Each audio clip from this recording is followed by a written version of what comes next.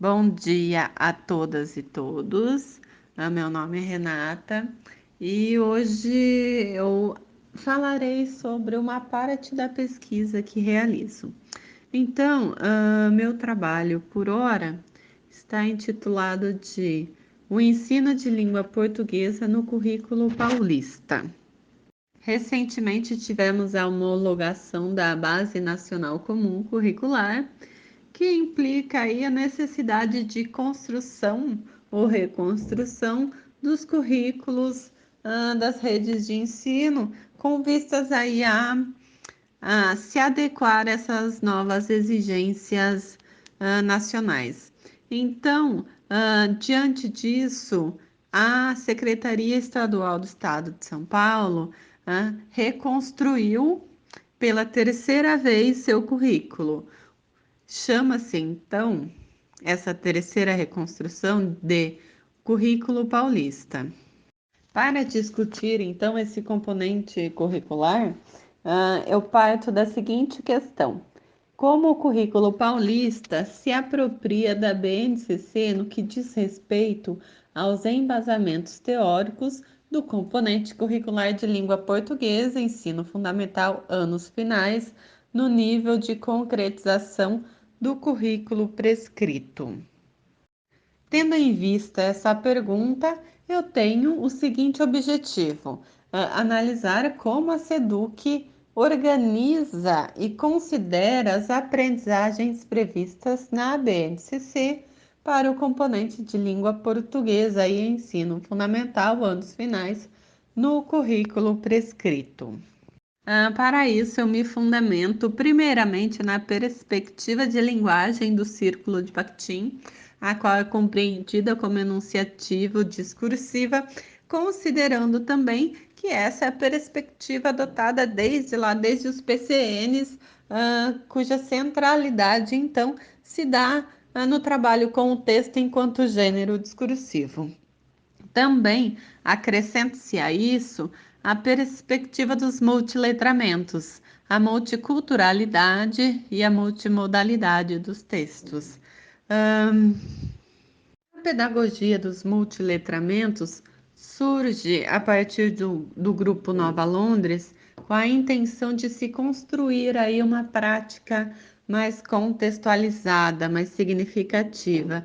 E para isso eles se fundamentam na perspectiva de design e elaboram etapas do que e do como realizar essa prática em sala de aula. Para isso, eu me fundamento em uma investigação documental cuja análise se dá pelo viés dialógico do Círculo de Bakhtin, qual tem-se esse seguinte trajeto. O currículo paulista foi homologado em julho de 2019, reafirma todas as competências da BNCC, também traz ali na introdução os números relativos ao estado de São Paulo e em sua fundamentação pedagógica traz ali os elementos que constituem o currículo, que abrange todos os componentes curriculares. Para o componente de língua portuguesa, o currículo paulista mantém todos os campos de atuação, o da vida pública, jornalístico-midiático, das práticas de estudo e pesquisa e o artístico-literário, assim como mantém as práticas também da BNCC. Leitura e escuta, oralidade, produção de textos e análise linguística semiótica. Diferentemente da BNCC, que embora possa se pressupor quais são os embasamentos teóricos do documento, não se anuncia esses fundamentos, o currículo paulista anuncia esses princípios teóricos para o componente de língua portuguesa. Então, se tem Antônio Cândido, quando se trata do campo artístico-literário, principalmente no trato da literatura enquanto direito, enquanto aspecto humanizador da sociedade.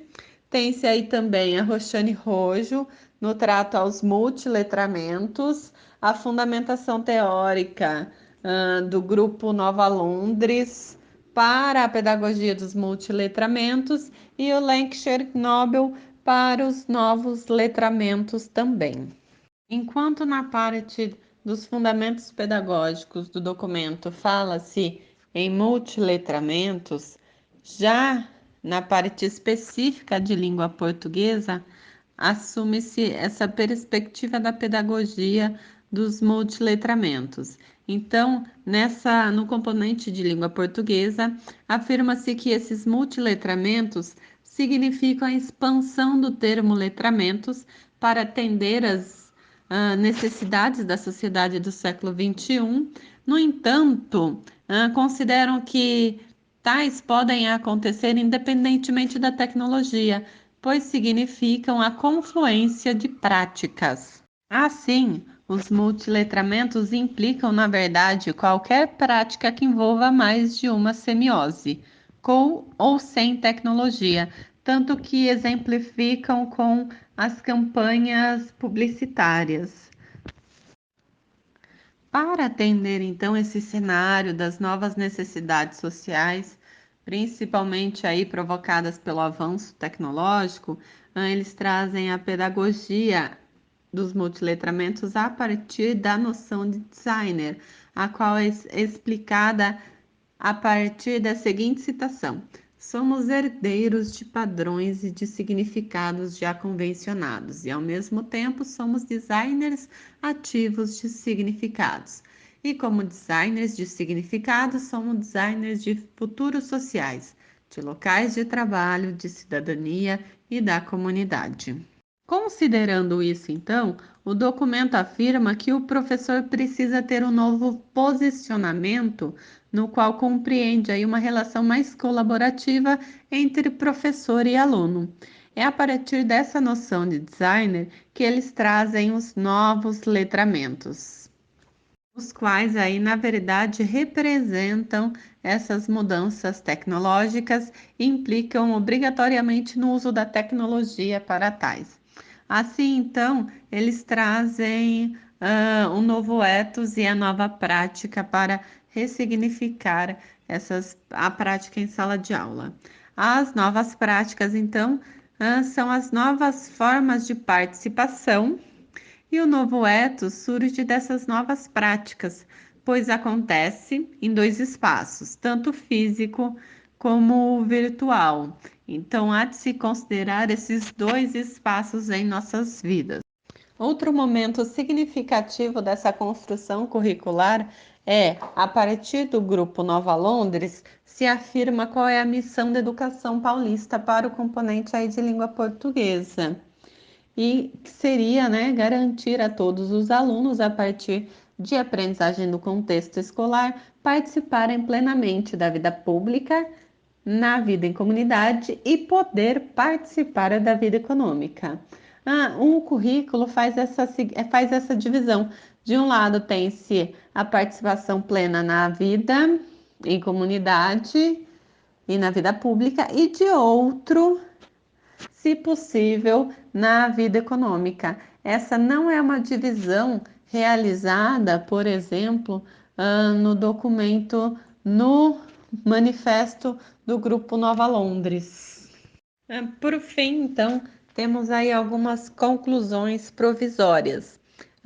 Embora o currículo ressalte essa necessidade dos multiletramentos, não há um detalhamento dessa perspectiva, não há um detalhamento dessa pedagogia.